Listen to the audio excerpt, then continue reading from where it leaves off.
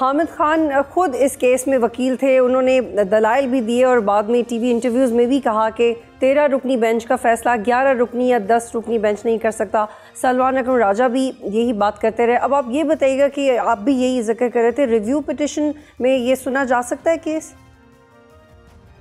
नहीं, देखिए रिव्यू तो एक पार्टी का हक होता है, कोई किसी के खिलाफ फैसला आ जाए तो उसका हक होता है कि वो रिव्यू दाखिल करे, लेकिन रिव्यू के जो रूल्स हैं, सुप्रीम कोर्ट के रूल्स हैं, उसके तहत रिव्यू के वही इक्वल स्ट्रेंथ के जजेस सुनते हैं। अब फर्ज करें ऑथर जज जो थे वो रिटायर हो जाते हैं तो उसकी जगह कोई और आके सुनेगा, लेकिन बेंच की स्ट्रेंथ जो होगी, जो बेंच के नंबर होंगे वो उतने ही होने चाहिए, क्योंकि आप एक लार्जर बेंच का एक छोटी बेंच कैसे रिव्यू कर रही है?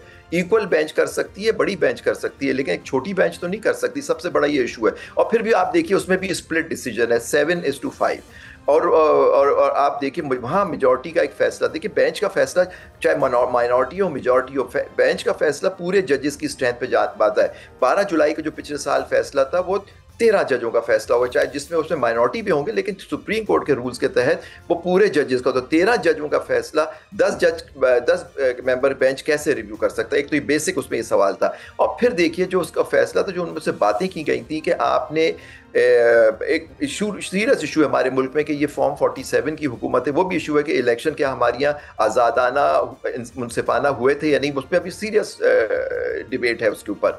फिर आप देखिए कि इनकी सीटें उनसे ले ली गई थी, उनको आज़ाद डिक्लेयर कर दिया। ये इलेक्शन कमीशन का एक फैसला था जिसको सुप्रीम कोर्ट के खुद जज, जो ऑथर जज थे बल्ले के डिसीजन में, पिछले चीफ जस्टिस, उन्होंने कहा मेरा तो ये फैसला ही नहीं था, मैं तो सिर्फ उनसे सिंबल लिया था, ये थोड़ी कहा था इनको आज़ाद कर दो।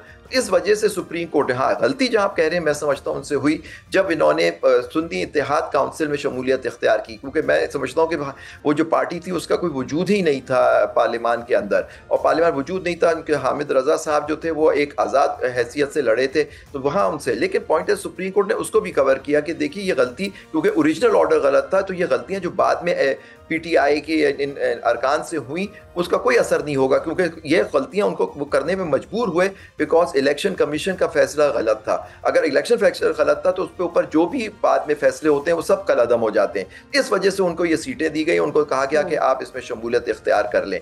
लेकिन चले ये भी मान लेते हैं कि जी उनसे गलती हुई, जैसे आपने फरमाया कि उनसे गलती कहाँ हुई, ये गलती हो गई उनसे। दूसरी बात है जी उन्होंने गलती की, उन्होंने लिस्टें नहीं दी थी जो एक अंडर द इलेक्शन एक्ट या रूल्स के अंदर उनको देनी होती हैं अपने रिजर्व सीट्स के लिए, सीटें रिजर्व सीट्स के लिए। लेकिन जो इशू है कि क्या उन्हें फरिश्ते फराहम नहीं किया। जुबैर साहब अब लीगल ऑप्शंस क्या है पीटीआई के पास? नहीं, पहले मैं मुकम्मल कर लूं, देखिए नहीं मैं उस पर भी आता हूँ, मुकम्मल कर लूँ अपनी बात आपकी इजाज़त से। उसने देखिए जो बात है कि क्या ये कहाँ से सुप्रीम कोर्ट का इख्तियार है विद अटमोस्ट रिस्पेक्ट कि आपने वो सीटें उन जमातों में तकसीम कर दी जिनकी अददी स्ट्रेंथ जो है पार्लियामान में वो उसको इजाज़त ही नहीं देती। तो ये जो हुआ मैं समझता हूँ ये उससे भी ज़्यादा, अगर उनसे गलती हुई तो यहाँ तो मैं समझता हूँ आईन और कानून की बिल्कुल खिलाफ वर्जी हुई है बाय द ऑनरेबल बेंच कि जिन्होंने उनकी तकसीम कर दी सीटें उन लोगों को। जाहिर बात वो लोग तो खुश होंगे, उनको 2/3 अक्सरियत मिल गई। अब उनको आराम से वो जो तरमीम करना चाहेंगे, बेसिक स्ट्रक्चर हमारा कॉन्स्टिट्यूशन का जिस तरह उन्होंने पहले ही 26वीं तरमीम ने ख़त्म कर दिया, उसको और ख़त्म कर देंगे जो हमारा 73 का आइन था।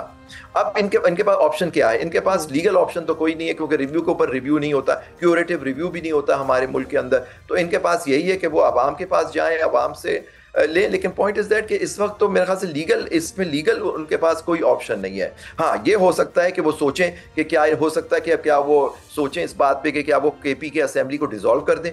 देखिए ये भी एक ऑप्शन हो सकता है, क्योंकि वो तो सवाबदीद चीफ मिनिस्टर की होती है, फिर से इलेक्शन वहाँ हो। लेकिन उसका भी बुरा एक्सपीरियंस है कि पिछले आप देखिएगा कि ये आप देखें सबसे बड़ी ज्यादती इस मुल्क में क्या हो रही है कि 12 जुलाई का फैसला आज तक इंप्लीमेंट नहीं हुआ, और वो फैसला जो इंप्लीमेंट नहीं हुआ वो रिव्यू हो गया।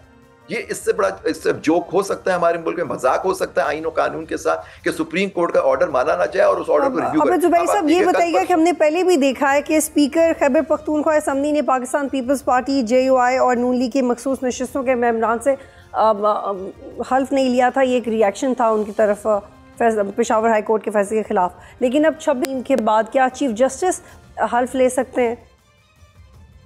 नहीं, मैं नहीं, हल्फ तो उन्हीं लेना होता है। पॉइंट इज दैट अभी पहले तो इनको, अब देखिएगा, आप देखें 12 जुलाई से आज तक वो जजमेंट इंप्लीमेंट नहीं हुई जो सुप्रीम कोर्ट की थी, और वो रिव्यू हो गई। लेकिन आप देखिएगा कल में वो इलेक्शन कमीशन कल नोटिफिकेशंस कर देगा इन लोगों की, क्योंकि अब तो क्योंकि हुकूमत हाइब्रिड सिस्टम, खुद मिनिस्टर्स कहते हैं हमारे यहाँ हाइब्रिड सिस्टम चल रहा है। हाइब्रिड सिस्टम के तहत उनको यही फैसला चाहिए था, फैसला आ गया कि जी कल नोटिफिकेशन आ जाएगा, और वो अगर वो होंगे तो आइन और कानून के तहत उनको हल्फ लेना पड़ेगा उससे।